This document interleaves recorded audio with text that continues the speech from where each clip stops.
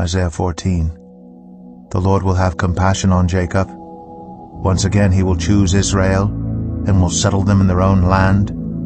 Foreigners will join them and unite with the descendants of Jacob. Nations will take them and bring them to their own place, and Israel will take possession of the nations and make them male and female servants in the Lord's land. They will make captives of their captors and rule over their oppressors. On the day the Lord gives you relief from your suffering and turmoil and from the harsh labor forced on you, you will take up this taunt against the king of Babylon, how the oppressor has come to an end, how his fury has ended. The Lord has broken the rod of the wicked, the scepter of the rulers, which in anger struck down peoples with unceasing blows, and in fury subdued nations with relentless aggression. All the lands are at rest and at peace.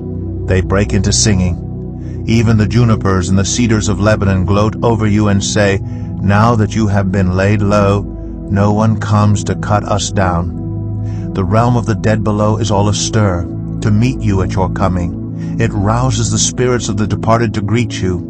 All those who are leaders in the world, it makes them rise from their thrones. All those who are kings over the nations, they will all respond. They will say to you, "You also have become weak as we are. You have become like us. All your pomp has been brought down to the grave, along with the noise of your harps. Maggots are spread out beneath you, and worms cover you. How you have fallen from heaven, morning star, son of the dawn. You have been cast down to the earth, you who once laid low the nations. You said in your heart, I will ascend to the heavens. I will raise my throne above the stars of God. I will sit enthroned on the mount of assembly, on the utmost heights of Mount Zaphon. I will ascend above the tops of the clouds. I will make myself like the Most High.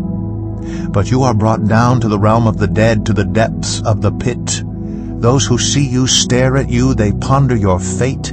Is this the man who shook the earth and made kingdoms tremble, the man who made the world a wilderness, who overthrew its cities and would not let his captives go home? All the kings of the nations lie in state, each in his own tomb. But you are cast out of your tomb like a rejected branch. You are covered with the slain, with those pierced by the sword, those who descend to the stones of the pit, like a corpse trampled underfoot. You will not join them in burial, for you have destroyed your land and killed your people. Let the offspring of the wicked never be mentioned again. Prepare a place to slaughter his children for the sins of their ancestors. They are not to rise to inherit the land and cover the earth out, Babylon's name and survivors, her offspring and descendants, declares the Lord. I will turn her into a place for owls and into swampland. I will sweep her with the broom of destruction, declares the Lord Almighty. The Lord Almighty has sworn, surely as I have planned, so it will be, and as I have purposed, so it will happen. I will crush the Assyrian in my land. On my mountains I will trample him down. His yoke will be taken from my people, and his burden removed from their shoulders. This is the plan determined for the whole world. This is the hand stretched out over all nations. For the Lord Almighty has purposed, and who can thwart him? His hand is stretched out, and who can turn it back? This prophecy came in the year King Ahaz died.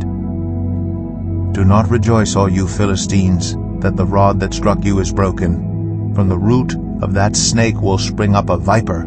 Its fruit will be a darting, venomous serpent.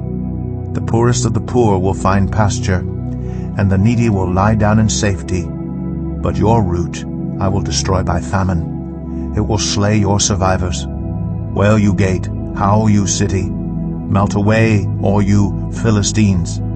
A cloud of smoke comes from the north, and there's not a straggler in its ranks. What answer shall be given to the envoys of that nation?